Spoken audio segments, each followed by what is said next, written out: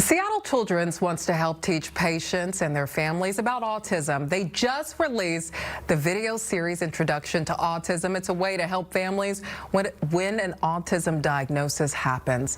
We're joined by nurse practitioner at Seattle Children's Autism Center, Jennifer Mannheim. Thank you for being here. Thanks for inviting me. So tell me about this exciting new initiative. Yes, well, it's been many years in the making, but together with some of my colleagues at Seattle Children's, we have many objectives in creating this video series, but we really wanted to make sure we could get accurate information out to families in a way that's digestible and acceptable in this day and age, in the social media world that we live in now. And so we got together and created some scripts. Oh, it's scripted. It's scripts. That's fun. We had some scripts, and we worked together with, we have this patient and family advisory board, as well as our Autistic Self-Advocate Council.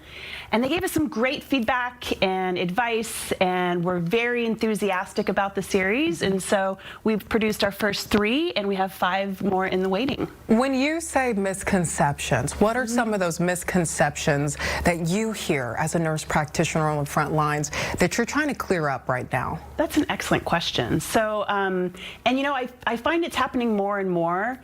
Families will come in and they often think that there's different traits or behaviors their child has that are or are not associated with autism because they learned about it on YouTube.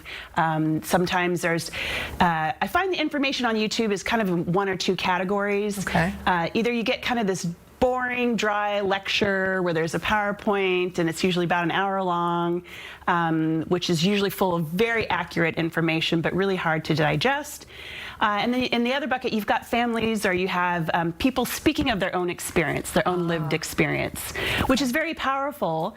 And a person with autism may speak about their experience, which may include things that aren't actually part of the autism diagnosis. Interesting, almost like a projection of sorts. Maybe, yeah, I guess that's the way to put it. Yeah, it could be. Yeah, and then the way that those algorithms work, if someone's watching this video and then it leads to another video, and there was actually a research study that was recently released from the Journal of Social Media Research, where they reviewed more than 50,000 posts on YouTube and TikTok and Facebook and X, and found that the rate of misinformation was up to 56% of those videos. So families are getting some good information, but with it, some misinformation. That's our goal, yeah. Can you describe what these videos look like? Yes, they are the cutest videos. We worked with a local Seattle company called Fluency Films, and we were lucky enough to get this amazing animator, Ashley Wong, who created these characters, and one of my colleagues calls them gumdrops, but there's some squares. I don't know if we have any pictures to share. But I would definitely encourage people to go and find them online. It's if you were to look up Introduction to Autism from Seattle Children's, and we have all of our videos there. But what we really wanted to do was to make them more inclusive. So these are characters, they're shapes, they're different colors, with very expressive facial expressions. Perfect for children. Perfect for children and adults. It's nice to watch something that's kind of cute, and but we really focused on the medical diagnosis of autism. And what do the patients think about this so far? Yes, so I've been lucky enough to start using it in clinic. So when I've diagnosed children with autism, I'm there with their family. And so we sit and watch the video together, and we talk about how it then relates to the child.